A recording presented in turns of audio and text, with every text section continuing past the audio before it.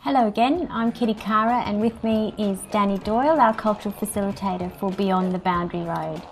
Today our focus is going to be on the Woolloongabba area. The first thing most people think of when they hear Woolloongabba is the Gabba cricket ground.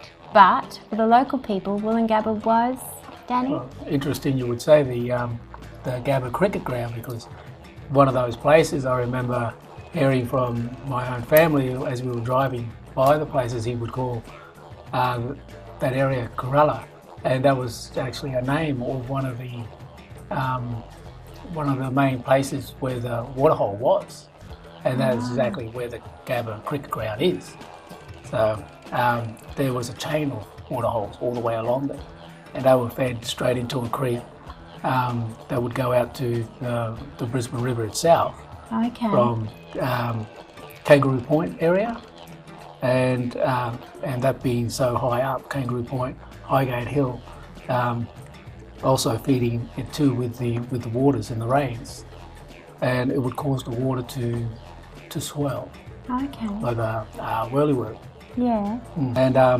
And that's obviously an abbreviated version of what they would have called it back in the day, and they shared that name a lot with the local settlers and everything as well. They all started speaking the language around Brisbane.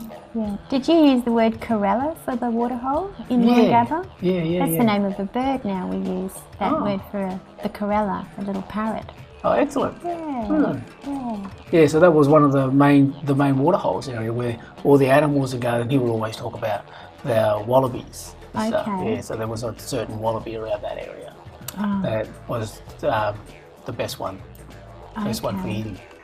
There was also a Wollongabba area where they would have Corroboree as well, and those waterholes, and a lot of the animals would be attracted to those places, and people would camp nearby, of course, and you'd have people coming from all over the place. So Corroboree, explain to people what is that? Okay, so if there was Corroboree is a word that is used to explain for us to do the way we do ceremony. Yeah, so we had a ceremonial area, and we would sort out business there, and it would be disputes or disagreements to just fun and feasting all take place in this little area. So it could be very serious, or it could be like a family birthday. So anything simple as that to something very serious as a fight, where people could get very injured or killed. And they would travel all the way down those tracks and pathways to the other nearby places and creeks and rivers. A lot of them didn't have bridges over them at all, that they do now. So we knew where to cross those creeks at.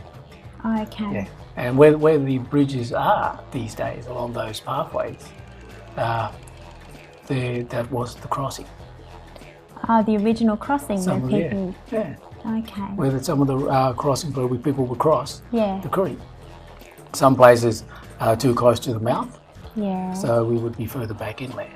That makes a lot of sense, doesn't it? So it would be where the two sides of the creek would be closest, or closer together, or it'd be the safest part of the water. That's right, safe because it's clear. I heard that there used to be a cod, a native cod that was in the Brisbane River, really big fish, like the Mary River cod, but I think that the Brisbane River cod is extinct now. Really? Remember even me jumping off bridges and stuff when I was a little boy. You'd feel the fish hit your feet, and we would just get out of the water really quickly and I got touched by one, and that was the excitement. That would be a bit scary in that dark water now. Now we hear about borer rings. Was there one ever at Woolloongabba? Do you know it? Yeah, well, that's what Woolloongabba is. It's a borer ring, a ceremonial site area where we take care of business. And was it destroyed or has it been moved? Most ceremonial places have been destroyed, built upon. Yeah. And you'll find that sometimes even the energy of that area, like we were talking in one of our later programs, we were talking about West End. And West End now still has a lot of, it's all about food. Interesting enough. And then there'll be places where it was all about healing. Or if there was a massacre or something, a burial site, for instance, and they've built places on top of those areas, normally you'll find even today that there'll be nothing but trouble in those areas. That energy still hangs around. That's interesting, because Woolloongabba's now got the Gabba, and it's got the big train station and bus station there now. It's quite a thoroughfare. And so maybe in the ancient past, the energy was of pathways and of travelling. Absolutely, there was a lot of travelling along there and gathering from other groups. We would have people come down and come across from the islands as well, and people would be back and forth all the time. Okay, Danny, I think that's all we've got time for today. Okay. Thanks. Thanks everyone for watching Beyond the Boundary Road today. Next week we'll be talking about Corroboree and Norman Creek, and you can find us here at the same time on the same channel. And please don't forget to keep exploring the country that you live on. Thanks.